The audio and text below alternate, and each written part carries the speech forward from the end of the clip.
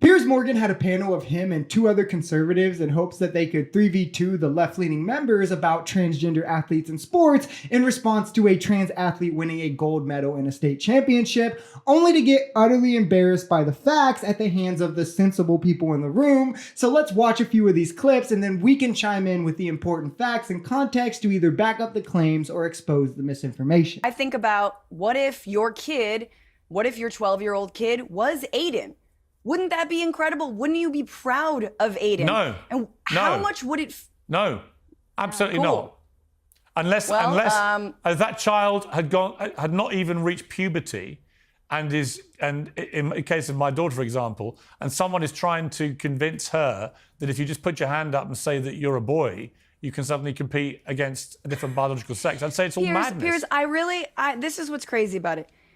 Do you think that that's what's driving trans women to compete? So Piers Morgan, horrible dad confirmed. Even Francesca seemed a bit amazed that he actually bit the bullet on that one. And my main point to counter here before we get deeper into it is Piers' portrayal of how trans athletes come to be, that he's trying to falsely paint as they're men who just one day wake up and say, I'm going to be a girl so I can win gold medals. They, for one, it's not worth it, right, for that. And two, they have to have had the gender identity for a minimum of 4 years without change. They must have testosterone levels below the normal female level for 12 months straight, all prior to their first competition. They then must remain below that for the entirety of them performing, with regular checks and a swift 12-month ban if they go over, as well as no clear difference before puberty in athletes or for those who receive these sorts of hormonal interventions prior to puberty. I care more about human life and people actually. I care about the right to privacy. I care about people surviving and living in this world. Yes, I do. You don't seem to care about the right to privacy of biological women not wanting to share their spaces with biological men. What about them?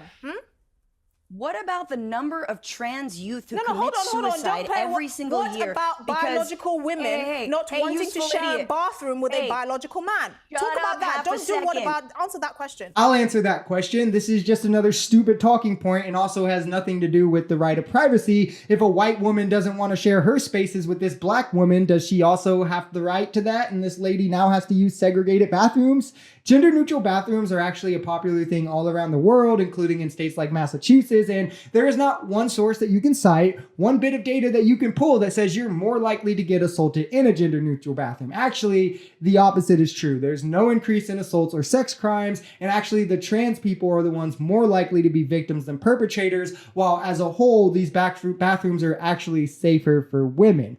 There's a reason that conservatives never cite literature. The female winners in this sport, they are hitting around 22 to 24 seconds, which is exactly what the gold medalist won here. And then also following up with what you said. What's your point? My point is, this is normal for a woman. No, you're missing the point. Normal speed for a woman in a race. But let's get back to what you're saying. You're talking about women's safety in changing rooms. Let me finish, please. You're talking about women's safety in changing rooms. That's what Esther brought this conversation down to. But what I do know about is that 1 in 3 women in America are abused violently in their lifetime. And in every single day in America, 13,000 women are a victim. Why are we talking about one trans woman being in a changing room? How dare you, a man, say anything about women feeling unsafe I am allowed to talk about safety with biological men? No, you can't, because we are validating a scientific But you're shouting at biological men, your words. Why am I? And you're allowed to talk about biological men, so why am I not allowed to talk about women? Yeah, they cooked her there. She's been shouting about biological men this whole time, and when they bring facts she actually cannot contend with, she tries to say, oh, well, you just can't talk about women. Okay, well, then you can't talk about men. Take your own stupid advice. As to the point they made, they're spot on. Across the board, if you look at trans female athletes, for one, they writ large lose way more than they win. That's why you hear these cases cherry-picked, where they're taking 1 or 2 events that happen throughout the year from each sport, where there's 100s of these competitions happening daily. Like Leah Thomas, for instance, her personal best 500 freestyle time after transition was 15 seconds slower than her personal best before transition. She was right on the female average in her races, 10 seconds slower than any world record set by cisgender females. And she's also been defeated by plenty of cisgender women and even a trans male who was not on hormones. This is a testament to the poor quality of public education in both the US and the UK, that you both don't understand the basic economics of how sports entertainment works. Yeah. If there are not enough bums on seats, you don't get paid enough. That's That's literally it. So sitting there outraged about the fact that some female players don't make as much as some male athletes, guess what?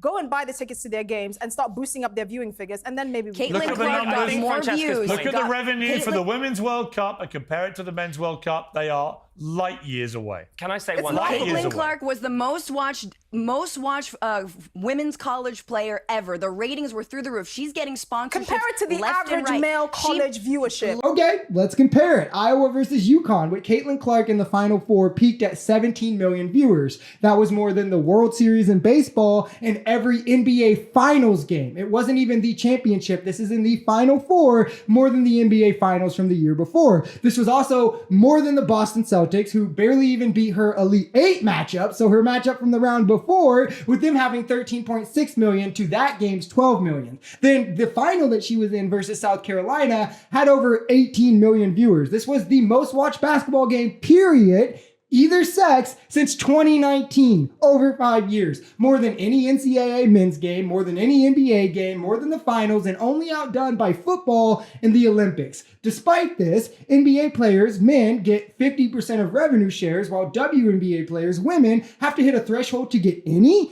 and then still get under 10%, and that number's actually been declining since 2019, which is a huge disparity and is the actual problem and the root of the issue that people talk about, but they don't even know that because they don't talk about actual issues in women's sports. The argument isn't about how much they get paid. It's about the percent. But these people, again, only pretend to care about women's sports when it aids them in being transphobes. They don't want to talk about any of the real issues.